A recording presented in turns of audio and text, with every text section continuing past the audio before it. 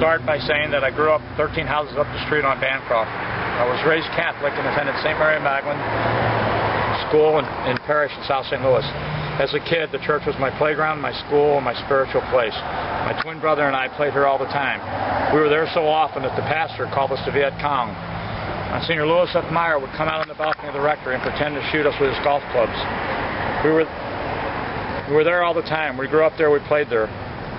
My parents allowed us to go there and be with the priest at a place that was safe.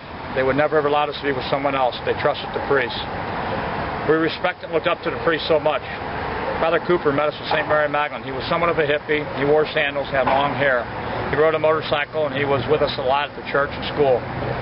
It was okay with my parents because he was a priest. He did things that in the open, so everyone knew about him taking me and other kids around that way.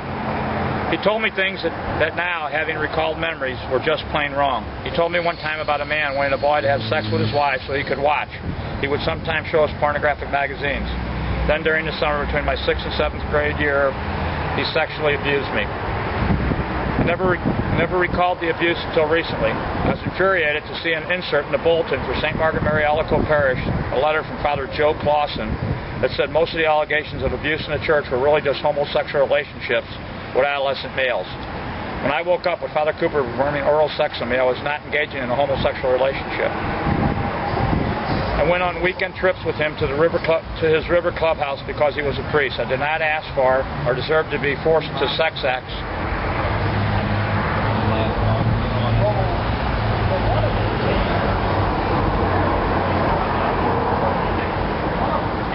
that I did not understand and certainly never consented to. I have never had a sexual experience before that time. Father Joe's attempt to minimize my experience and thousands of others by trying to blame me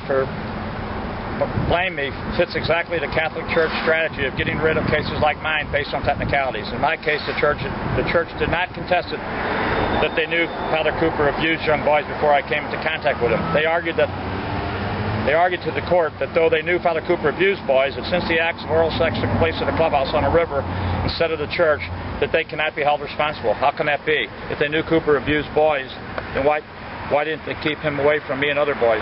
They did not. They let him play with us on church grounds and gave us gifts, took us on motorcycle rides, out for ice cream from the church, and returned us to the church. Every time I went with him, I left from the church and returned to the church. I'd like to ask a question. Where was Monsignor Lewis F. Meyer, a church icon in St. Louis? Both Father Cooper and Father Michael McGrath, abusive priests at the same parish under him. Why did he allow his kids to go with these guys? Was he kept in the dark by the archdiocese, or did he just turn a blind eye? Where were the ones who knew about Cooper and other predators when it came time to protect kids? Why didn't they protect us? I want the church to do as it has always taught me. Take responsibility for your actions and make restitution to those you've harmed. This has never been about money for me. I've already put a son and daughter through Catholic school and college, working for the same employer for 32 plus years. I just want to make sure that my kids and my kids' kids have a safe place to learn about God and not fear that someone is going to harm them. The only way that can happen is for the church to live up to its own ideals. Thank you.